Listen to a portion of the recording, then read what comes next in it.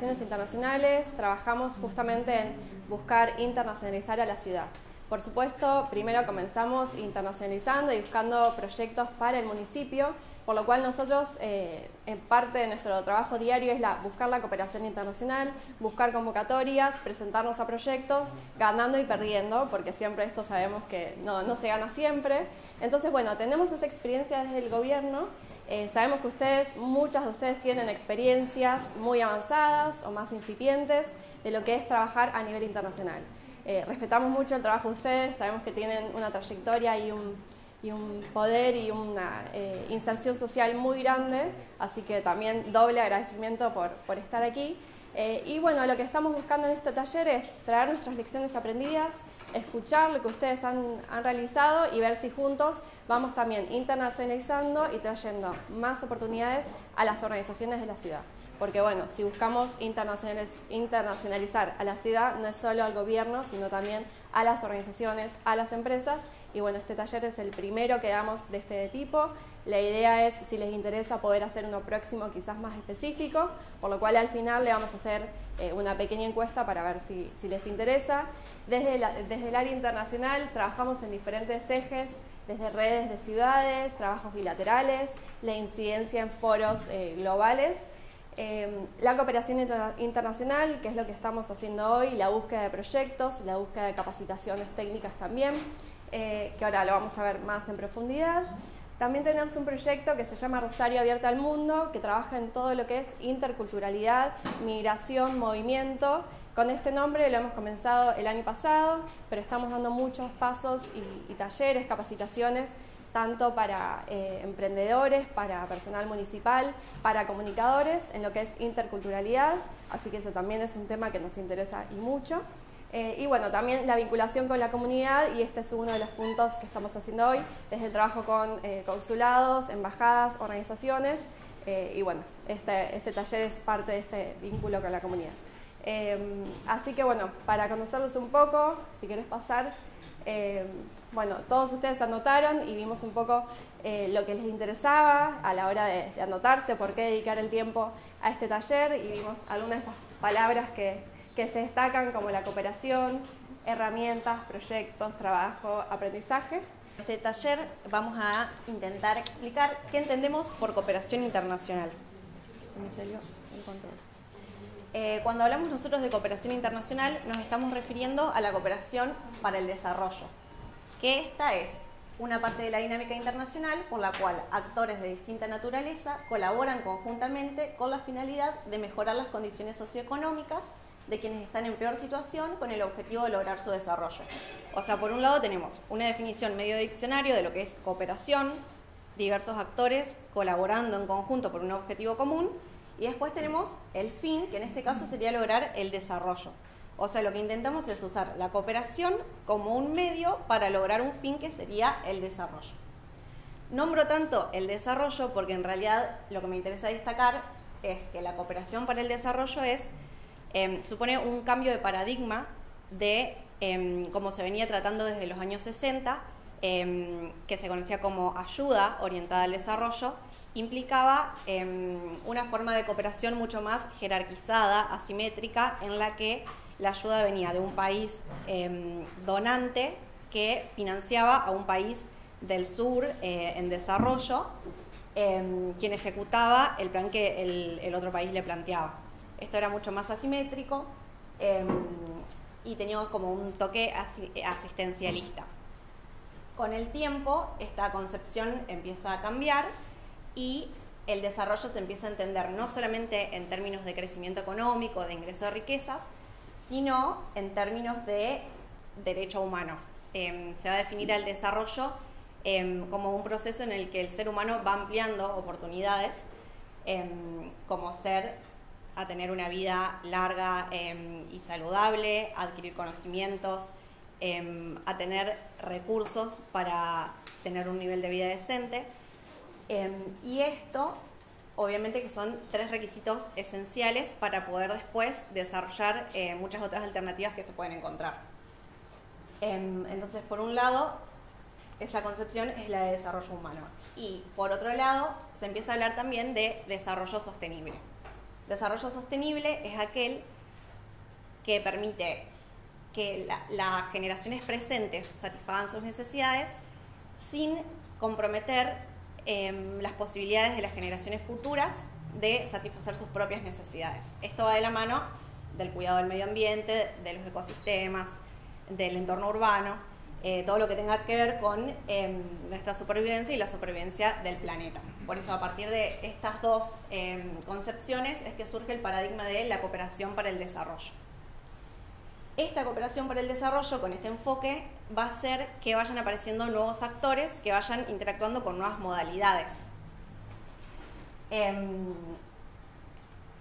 Entonces, estos actores tradicionalmente eran los estados los que se encargaban de la cooperación a través de sus agencias de cooperación que hacían estas donaciones o ayuda humanitaria.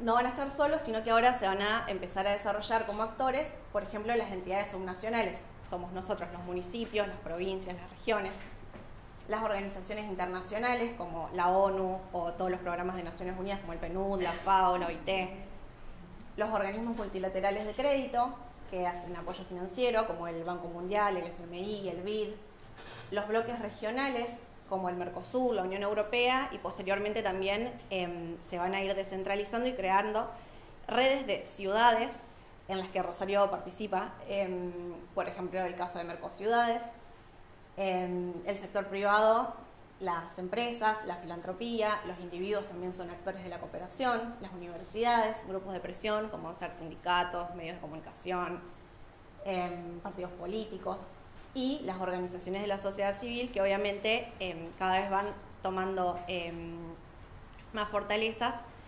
La ciudadanía se va haciendo mucho más activa, más participativa y va creando nexos con los gobiernos locales, pidiendo políticas de proximidad y va levantando su voz, y gracias a también a la globalización, la tecnología y demás, esos intereses comunes se empiezan a compartir, se empiezan a crear lenguajes compartidos, se van articulando en red y hacen que todas estas organizaciones sean parte de los actores de la cooperación y que tengan un peso importante.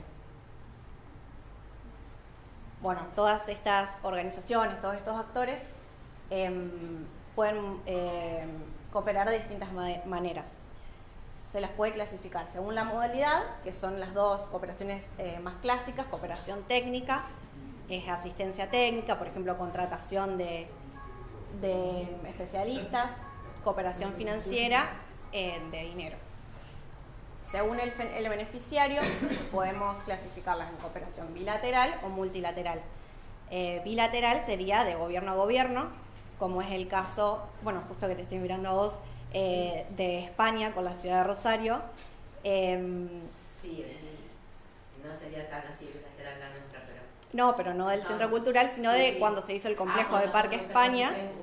Un ejemplo, aparte de un ejemplo claro de cooperación internacional, la construcción. La construcción. El municipio cede los terrenos fiscales, España se hace cargo de la construcción de todo el complejo, y esa es cooperación bilateral. Y sigue siendo hasta el día de hoy la obra de cooperación española más importante en el extranjero, todo el complejo del Parque España. A nivel cultural, es el mayor emprendimiento que tiene hecho España fuera de sus fronteras en América. Bueno, y de cooperación multilateral es cuando es entre actores multilaterales, redes multilaterales, por ejemplo, los programas que puede brindar la Unión Europea. Bueno, y según los actores implicados, la cooperación puede ser cooperación norte-sur o sur-sur. En el caso de norte-sur tiene que ver con el paradigma derribado que les decía anteriormente, de donante-receptor, que en realidad sigue existiendo en paralelo a las nuevas formas que se van ejerciendo. Sur-norte no existió nunca. No, pero el mundo cambia. Pero pensé que decía algo. Igual no existe, pero muchas veces hay proyectos de cooperación multilateral que exige, por ejemplo, un personaje o un agente o un actor latinoamericano, un africano, por ejemplo, y un europeo. Hay una tributación. A eso voy. Perdón. Sí. No existe sur-norte. Sur-sur, que sería entre dos países en desarrollo, Y no solamente se refiere a la cooperación económica, sino también técnica, en la que cada país tiene habilidades propias, conocimientos adquiridos, know-how tecnológico, y lo comparte y intercambian sus experiencias en una relación mucho más horizontal, en la que son tratados entre sí como socios. Las responsabilidades son compartidas, los costos y los beneficios también, y siempre desde un principio de solidaridad, de intercambiar sus conocimientos. Y dentro de la cooperación sur-sur tenemos las dos con las que nosotros más trabajamos, que es la cooperación descentralizada y la cooperación triangular. La cooperación triangular es la que hablabas vos, que no me acuerdo tu nombre, Matías, en la que en realidad es norte-sur-sur. Es un país del norte desarrollado, que es el que pone la parte financiera, que trabaja con un país del sur o de renta media, que pone la parte logística, los recursos humanos y técnicos, y un tercer país del sur con menores capacidades, pero que funciona como un beneficiario, pero que también tiene cosas que aportar. Y la cooperación descentralizada es similar, pero los actores implicados son los gobiernos locales y regionales. Esta frase me pareció que va muy bien con ambas, que dice una cooperación más horizontal, en la que no hay ningún país tan rico que no tenga nada que aprender, ni un país tan pobre que no tenga nada que aportar. O sea, es la idea de este cambio de paradigma, en el que lo importante es la horizontalidad.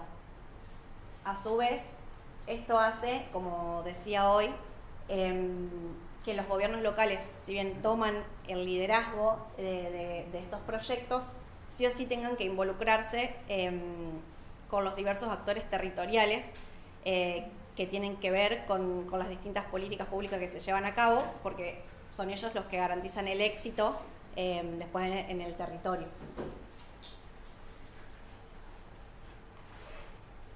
Bueno, estos actores de cooperación pueden manejarse a través de distintos recursos. Un tipo de recursos son las becas, que las solemos encontrar como fellowships o scholarships. Son más relativas a fondos para educación de secundaria, grado, posgrado, incluso investigación. Son fondos no reembolsables, no se devuelven. Y por motivos académicos, de mérito académico, otros requisitos. Hoy no la vamos a tocar tanto, tal vez en otro próximo taller sí, me interesan más las otras dos. Premio, la diferencia con la subvención o la beca es que se premia una acción ya realizada, un proyecto ya realizado. Bueno, en inglés se los distingue entre prize o award, pero nosotros a los fines prácticos decimos premio para los dos. También son premios no reembolsables, se pueden usar para lo que uno quiera. En cambio, las subvenciones, que son las que todos aspiramos a ganar y creo que por las que muchos estarán acá para aprender, se las conoce como grants o subventions en los papeles. Cuando ustedes vean convocatorias les van a encontrar así. También son fondos no reembolsables que pueden dar entidades gubernamentales, organizaciones filantrópicas, organizaciones internacionales, pero para realizar una actividad específica. O sea, ustedes tienen que plantear un proyecto a realizar, explicar cómo lo van a realizar, y en base a eso es que se ganan la subvención. Y esto me lleva a los nuevos temas de agenda, que bueno, muchos ya deben conocer tal vez. A partir de que todos estos nuevos actores empiezan a involucrarse, empiezan a surgir nuevos temas de agenda, bueno, y toda la cuestión del desarrollo de la que yo hablaba. Y este cambio hace que, bueno, Naciones Unidas tome una resolución en el año 2000 en el que se plantean objetivos de desarrollo del milenio. 8 objetivos planteados un poco verticalmente. Entonces, desde los países desarrollados se planteaba erradicar la pobreza, reducir el analfabetismo, cuestiones con las enfermedades y demás, pero que hasta 2015 no se lograron porque, bueno, tuvieron algunas falencias, por ejemplo, que eran hechas de arriba hacia abajo y no desde la ciudadanía hacia afuera, que somos los que realmente conocemos los problemas que las sociedades viven día a día. Entonces, en el 2015 se renuevan estos objetivos y se plantean los Objetivos de Desarrollo Sostenible, que son 17, tienen 169 metas, son un montón, pero está bueno que las tengan en cuenta cuando tienen que participar en un proyecto. Muchas se los piden que ustedes alineen sus proyectos con los ODS, y si no, está bueno porque siempre suma tener en claro con cuál se corresponden. Y particularmente con el ODS 11, que tiene que ver con lo que yo les decía, porque en la resolución en la que se crean los ODS, con el ODS 11 de ciudades y comunidades sostenibles, se les da a las personas un derecho a la ciudad, y la ciudad empieza a tener un rol, o sea, los gobiernos locales empiezan a tener un rol preponderante en la agenda internacional que hasta ese momento no tenían. Bueno, Bernie nos aproximó a un universo de definiciones que tienen que ver con la cooperación, con actores de la cooperación, pero hay un punto de inicio donde uno se adentra en ese universo de cooperación, y tiene que ver cuando aparece una convocatoria. Esa convocatoria es una subvención. Esa subvención puede ser una cooperación financiera o una cooperación técnica. Y allí nos enfrentamos al primer gran desafío, que seguramente después les voy a consultar si alguno lo transitó, de formular un proyecto, formular una iniciativa. Un proyecto es una iniciativa dentro de otras tantas iniciativas que hay en la cooperación internacional, porque hay programas, hay planes, pero proyecto es lo que nos introduce a empezar a recorrer el camino para poder en la convocatoria formular aquella situación que nosotros queremos transformar. Tenemos una definición como proyecto, como un conjunto ordenado, articulado de actividades que, combinando recursos humanos, materiales, financieros y técnicos, se lleva adelante en un periodo de tiempo con el propósito de conseguir un determinado objetivo o resultado que producirá un cambio a una determinada realidad. Quiero que nos quedemos con la idea de que hay acción con las actividades, que hay una temporalidad que se desarrolla desde un inicio y tiene un fin, que nos quedemos con la idea de que hay recursos de distinto orden que se ponen en juego, y que el desarrollo de ese continuo de recursos, tiempo, personas que hay en el medio, nos va a ayudar a transitar desde un diagnóstico hacia la transformación que nosotros hacia donde estamos yendo. Tenemos distintos tipos de proyectos: sociales, educativos, ambientales, culturales, productivos, como tal y cual nos fueron comentando todos y cada uno de ustedes en la ronda de inicio. Un proyecto, para su avance, debe, digamos, tener como capacidades propias, porque si no, digamos, sería solo, digamos, una expresión de buena voluntad. Y como capacidades propias del proyecto tenemos que el proyecto tiene que ser lo más acorde a una realidad de la cual uno busca transformar. Debe poder saber hacia dónde se quiere ir. Digamos, tenemos una situación que identificamos como claramente no deseable hacia una deseable. Debe ser articulador y ordenador, digamos, en una línea temporal de actividades.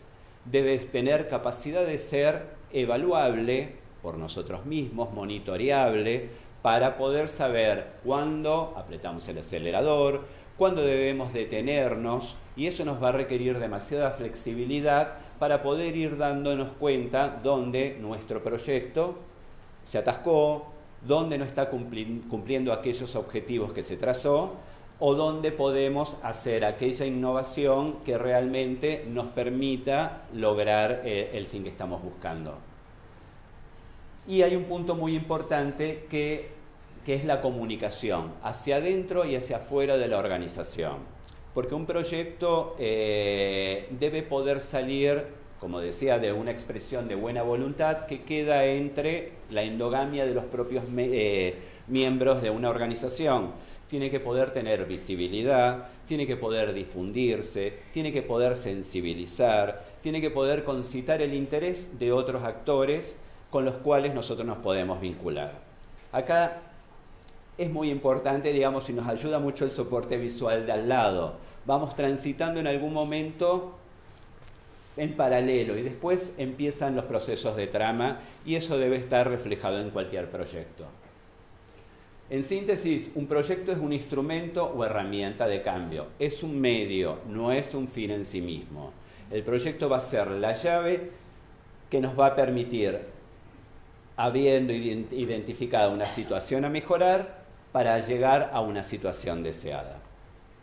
Todo proyecto digamos, para que cumpla su propia, se robustezca a sí mismo y cumpla, digamos, su propia consistencia, su propia hermenéutica, debe ser un círculo virtuoso. Y este círculo virtuoso inicia con una identificación de un problema, con un proceso de diseño de proyecto. Con un proyecto, acá tenemos la parte donde todos festejamos, que es cuando, digamos, la subvención fue recibida, cuando se ejecuta el proyecto, cuando hay un proceso de evaluación, que en realidad, digamos, el positivismo me ganó acá y está digamos, como un acto siguiente, pero en realidad atraviesa todo el proceso.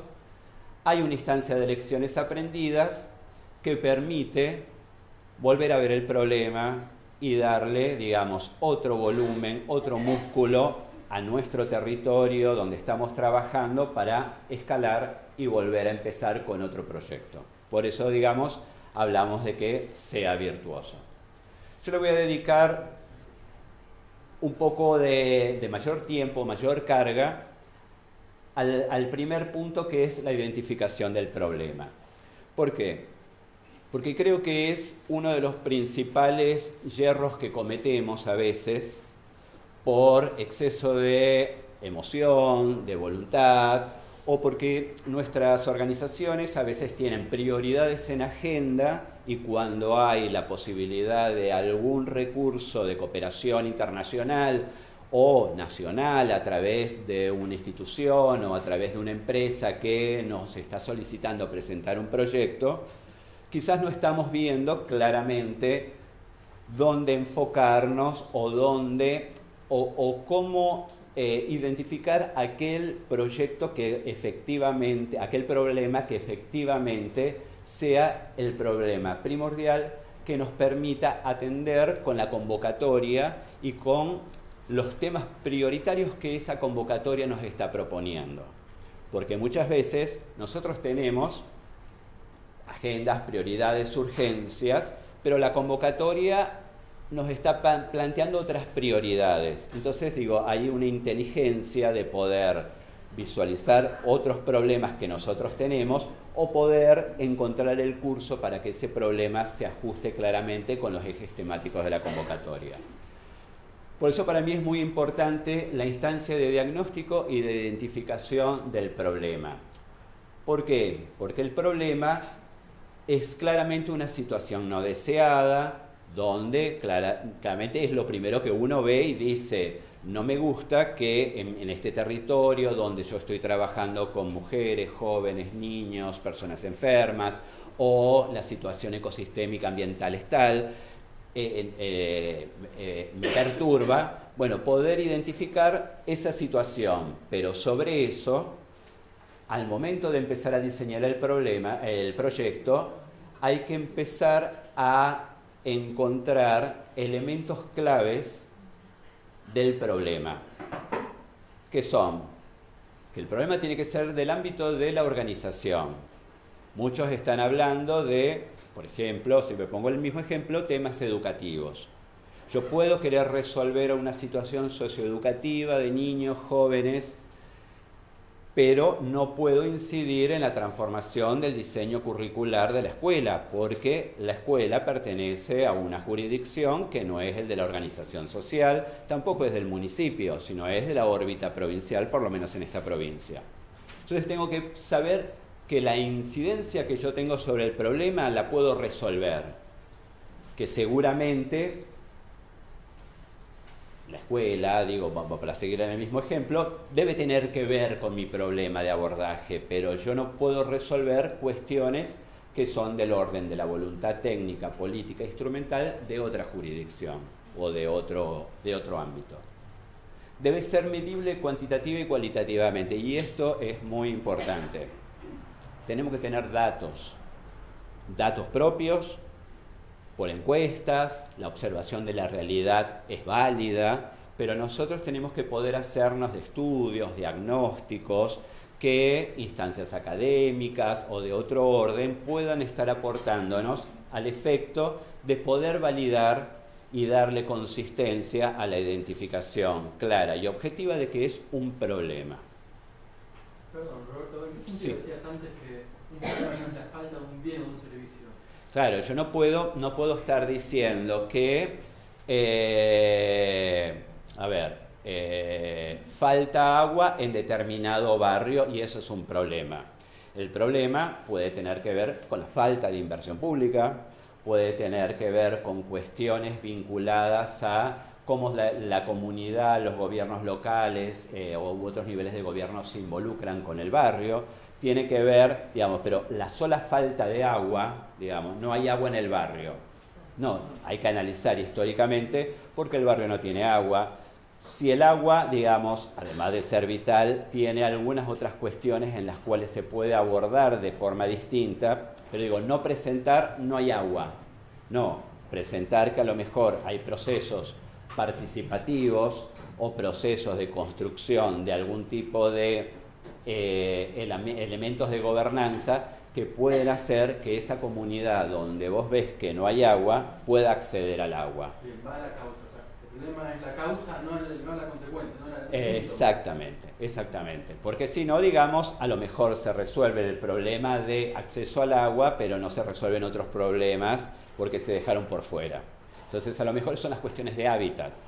Y a lo mejor el abordaje integral del hábitat hace que no solamente venga el agua, sino vengan cuestiones urbanas, la luz, que vengan otras cuestiones, digamos, los caminos, la comunicación, etc. Entonces, dice, por eso, digamos, lo ubicamos a no estructurarlo solo como la falta de un bien o un servicio, sino como procesos mucho más amplios. Después vamos a ver algún ejemplo como para que quede.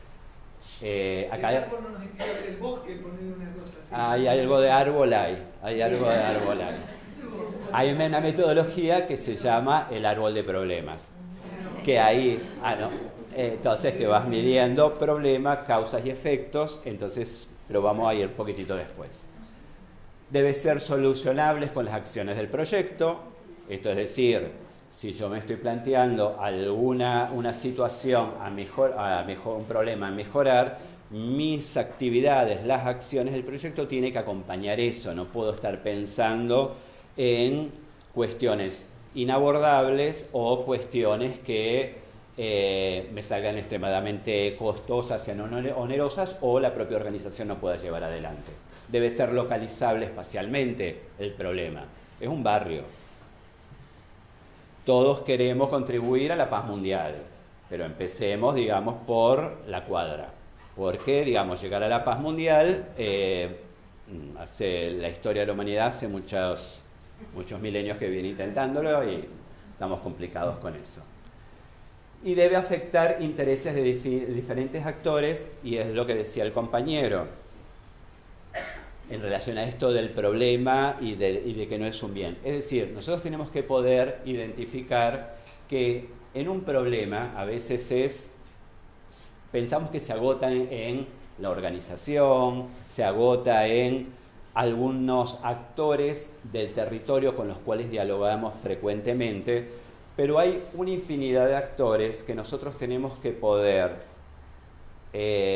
mapear, identificar, para poder empezar a jugar y decir cuánto interés puede tener este actor en el problema, puede resolverlo, sí, no, lo descarto. ¿Cuánto puede involucrarse en la resolución de este problema? ¿Se puede involucrar? ¿No se puede involucrar? ¿Hará falta alguna estrategia para involucrarlo? Porque si yo no lo involucro, este es un actor estratégico para empezar a resolver el problema. Digo, son cuestiones metodológicas como para empezar a tomar en cuenta a la hora de avanzar con la construcción del proyecto. Definido nuestro problema, damos otro salto hacia adelante, que es empezar a diseñarlo, nuestro proyecto. El proyecto tiene que definir objetivo general, objetivos específicos. Ponemos acá que el objetivo general es la meta, es decir, es un horizonte. Nuestro proyecto va a favorecer a llegar a ese horizonte en un plazo mediano o largo. Es un paso, no vamos a lograr la paz mundial para seguir, pero digo, nuestro proyecto va a contribuir. Y acá, digamos, hay un tip de cooperación, que el objetivo general, primero, como todos los objetivos, se redactan en infinitivo, pero el general siempre empieza con contribuir. Contribuir a mejorar las condiciones de, contribuir a que la población tal. Es contribuir, o sea, es un aporte valioso, interesante, pero un aporte, digamos. No va a ser, digamos, lograr finalmente. Para eso tenemos nuestros objetivos específicos. Nuestros objetivos específicos, volviendo a lo que el compañero hablaba del problema, de causas, el objetivo general busca atender los efectos del problema. Los objetivos específicos van a la causa del problema. Entonces, como vos vas a las causas del problema, tenés que ser concreto, medible, realista y complementario. ¿Qué significa esto? Mi objetivo específico tiene que ser realizable, tiene que ser medible, tengo que poder saber que voy a lograr promover determinada acción para N cantidad de personas, o voy a poder promover N cantidad de metros cuadrados de determinado recurso de biodiversidad o de vivienda o de personas involucradas en una acción positiva. Realista, somos 15, somos 10 en la organización, podemos concitar a 20, 25, somos los que somos, tenemos que poder realizarlo con los que somos, no podemos, digamos, abarcar muchísimo más. Por eso los objetivos específicos no deben ser más de 3. O sea, si tenemos una meta como objetivo general, estos objetivos específicos van a atender por lo menos a 3 causas principales de nuestro problema. Pasamos al tema de beneficiarios.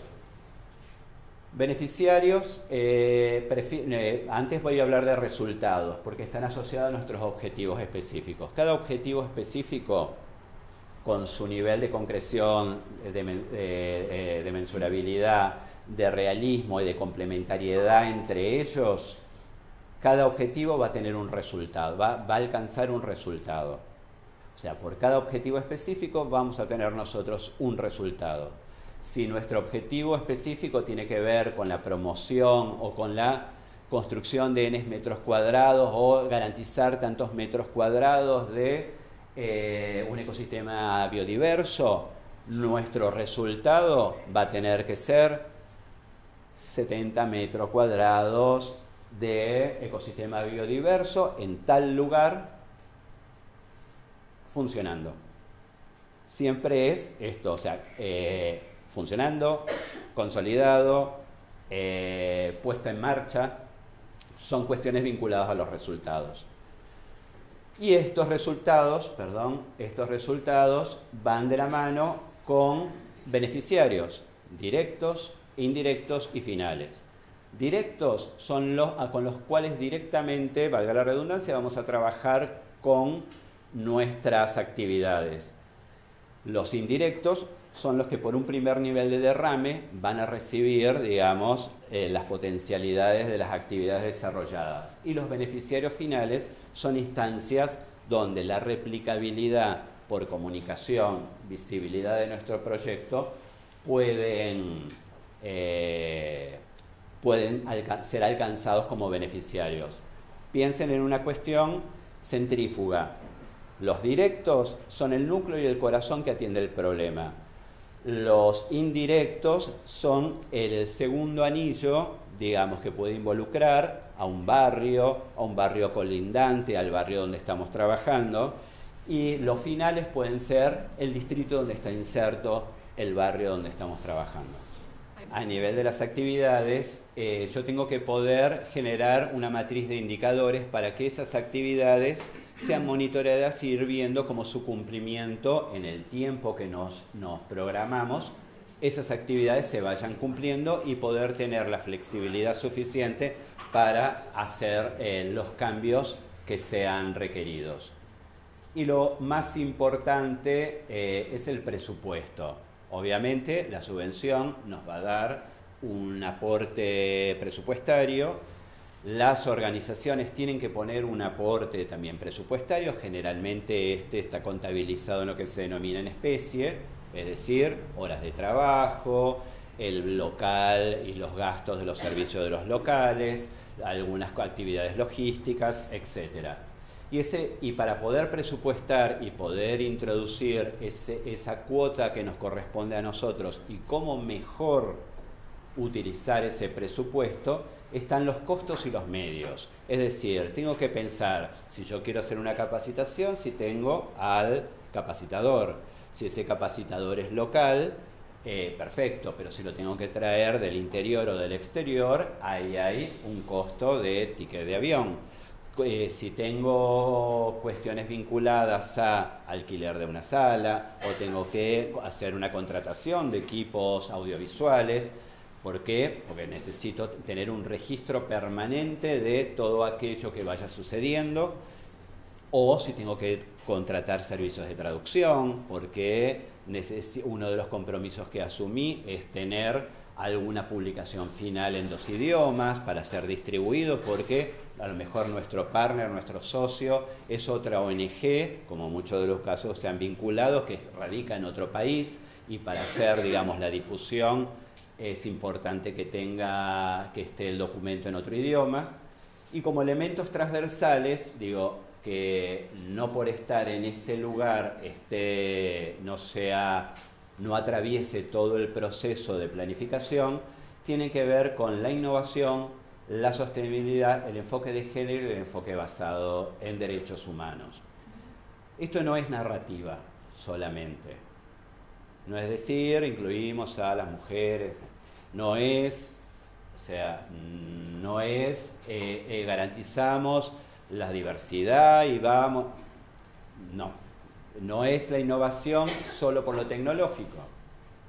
A lo mejor nuestra organización vino realizando algún tipo de actividades y quiere con este proyecto volver a atender el problema, pero desde otro enfoque. Eso es innovador. No es solamente la introducción de elementos tecnológicos de la comunicación y la información. Es innovar en procesos, en dinámicas, es innovar en proponer nuevas alianzas, a lo mejor con otros actores que nosotros eventualmente no trabajamos, y eso sí se narra, pero digamos se siente antes, como el enfoque de género y el enfoque basado en derechos humanos, y la sostenibilidad va de la mano, no solamente en poder garantizar que nuestras actividades sean sostenibles ambientalmente, sino nuestro proyecto sea sostenible financieramente y a nivel de la gobernanza. ¿Por qué?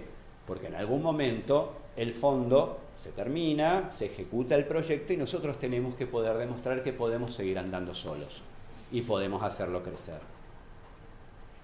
Ejecutamos nuestro proyecto, lo vamos monitoreando, lo vamos evaluando también, lo vamos evaluando durante y ex post, una vez que terminó, y el tema de la comunicación y visibilidad que les comentaba anteriormente, que es básico y fundamental. Nosotros tenemos que poder generar actividades propias del proyecto que tengan que ver con la difusión, con la sensibilización, con la divulgación, y esto tiene que ver con vincularse con los medios de comunicación, con organizar actividades de lanzamiento. Recibí el proyecto, hago un acto de lanzamiento, invito a otras organizaciones, invito a autoridades locales, convoco a los medios de prensa, tengo un buen registro gráfico y audiovisual de lo que va sucediendo durante todos los encuentros y las actividades que organizamos, sistematizo toda esa información y la voy comunicando por mis canales de comunicación, redes sociales, medios de prensa. Digo, es básico porque esto no solamente capta la atención de nuestros conciudadanos y de nuestros colegas de organizaciones, sino también capta la atención de otras agencias y otros actores de cooperación, porque, bueno, genera un estado de arte en relación a cómo se está trabajando en determinado tema, en determinado territorio, con determinada organización. Y el último punto de la vuelta virtuosa tiene que ver con las lecciones aprendidas. Y esto es la posibilidad de sistematizar el conocimiento, que siempre tiene que ser cooperativo, siempre tiene que ser social, de poder social que construimos a partir de la ejecución del proyecto, en todas y cada una de sus etapas. ¿Por qué? Porque eso debe ser inspirador para otras organizaciones, para que se replique el proyecto en otros territorios, para poder generar otro tipo de alianzas y poder, digamos, también tener buenas prácticas que se encuentren robustecidas para que eso pueda desafiar un proceso de escalabilidad. ¿Qué quiero decir?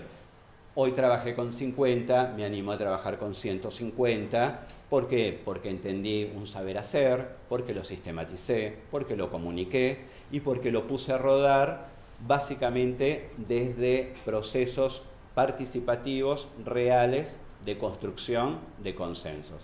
Por ejemplo, digamos, nos parecía interesante y por eso la recuperación de las áreas temáticas de donde la gran mayoría viene trabajando, que se involucra, digamos, desde lo social. Quisimos establecer como un problema identificado por una organización X, que las actividades socioeducativas destinadas a jóvenes de 15 a 20 años en el barrio X de la ciudad no han logrado desarrollarse, identificándose escasez de articulación entre los actores presentes en el territorio, dispersando esfuerzos y aprendizajes que permitirían mayor potencia y participación. Vemos que estamos haciendo cosas, no están participando los jóvenes. Vemos que también hay una entidad confesional, hay a lo mejor hay un dispositivo estatal en el barrio de cualquier nivel y no está pudiéndose encontrar una participación activa de jóvenes en las propuestas socioeducativas. Tenemos varios actores, nosotros somos uno de ellos. Digo, yo me estoy ubicando en este caso como una organización de la sociedad civil y veo que esas actividades no estallan, digamos, no logran concitar la cantidad de participantes que estamos pensando que podrían tener. Identificamos nuestras causas. Las causas tienen que ver que las prácticas de las organizaciones que hay en el barrio no están circulando, no sé lo que pasa con aquella organización, con aquella qué recuperación tiene el gobierno local o el gobierno provincial en relación a la tarea con jóvenes. También tenemos identificado como una causa las propuestas realizadas, son realizadas a partir de un esfuerzo individual, las hacemos nosotros, a pulmón, no hay trabajo colectivo, cooperativo, estamos haciendo nosotros solos, quizás si lo hiciéramos con otros podría tener otra potencia, es una hipótesis que estamos trabajando. Hay escasa articulación de los actores del barrio. Este mapeo que yo les dije, que ustedes tienen que decir, bueno, ¿quién está? Está la iglesia católica, la iglesia evangélica, en el barrio está esta organización que se ocupa para la recuperación de determinadas cuestiones de consumos problemáticos, hay un centro de salud municipal, hay uno provincial, hay una empresa, hay un taller metalúrgico, digo, poder tener este mapa para poder decir, bueno, a ver cuánto involucramiento tienen todos ellos. Y ese problema nos va generando todos estos efectos, que el que entendemos que es el más importante que es el incremento de la vulnerabilidad socioeducativa en los jóvenes. Si nosotros no logramos que esas actividades tengan un desarrollo, tengan un músculo y una consistencia y una articulación barrial, el efecto claramente vamos a tener jóvenes más vulnerables. Nos planteamos ese problema. Lo que circuló es una propuesta ficticia, una convocatoria sur-sur internacional que nos plantea la posibilidad de asociarnos con una ONG regional, tenemos que postularnos con el gobierno local, no podemos postularnos solos, y ahí tenemos varias tareas previas: identificar alguna ONG que haya tenido una buena práctica en un país de la región, ponernos en contacto, mapear no solamente significa, digamos, nuestro axis mundi, sino ir un poquitito más allá. Y empezamos todo un proceso de vinculación, y nosotros lo que quisimos traducir en esas 2 hojitas es eso, una nota conceptual de lo que sería nuestro proyecto, que propone una alianza estratégica al efecto de fortalecer las capacidades de organizaciones sociales que colaboren con nosotros para garantizar un buen desarrollo de las actividades socioeducativas destinadas para jóvenes. Verán allí, es un ejercicio que les proponemos como para ver cómo se volcó todo eso en un objetivo general, específico, resultados, actividades. No avanzamos muchísimo más en indicadores ni en presupuesto como para no complicarlo, pero eso es esa hojita, digamos, con esos contenidos donde están identificados ODS, eso sí existe y es lo que te pide la Unión Europea. Algunos tips, solo algunos, que se nos ocurrió compartirles para que tengan éxito a la hora de formular sus proyectos en las convocatorias que encuentren. Vayan ustedes echando algunos también. Uno tiene que ver con hacer menos, pero hacerlo bien. Lo que decía él hoy, no busquemos erradicar la pobreza del mundo, sino que tal comunidad en tal barrio en la que beneficiamos a 200 personas tenga algún beneficio. Y bien hecho, que lo podamos concretar. No mentir con los datos, se dan cuenta, o sea, si le aumentamos por ahí los porcentajes o la población beneficiaria, todo eso se mide y después te controlan en las páginas web que vos subís a ver si los datos son reales o no. Tiene que ver con esto mismo de ser realista, a veces ser ambicioso, trazar un proyecto ambicioso tiene que ver con trazar objetivos realistas, no comprometerse con cosas que no se van a poder cumplir, también con la cuestión presupuestaria y con el periodo de tiempo en el que se tiene que hacer. Todo proyecto se co-crea con los destinatarios, con otros, es bueno lo que hablábamos también hoy. No narrar, dar datos concretos en frases cortas, es porque en la mayoría de los formularios te piden que en 200 caracteres formules el problema, que en 150 pongas el resultado. Y es re difícil, muchas veces nos distraemos, a veces son en inglés encima, en ser muy narrativos, muy románticos, incluso con el lenguaje de género, que al traducirlo al inglés se pierde. Entonces, ser bichos en esas cuestiones, frases cortas con muchos datos. Para los que no manejan tanto el inglés o no tienen la posibilidad de mandar a traducir a un traductor profesional, nosotros solemos usar DeepL, que es mejor que el traductor Google.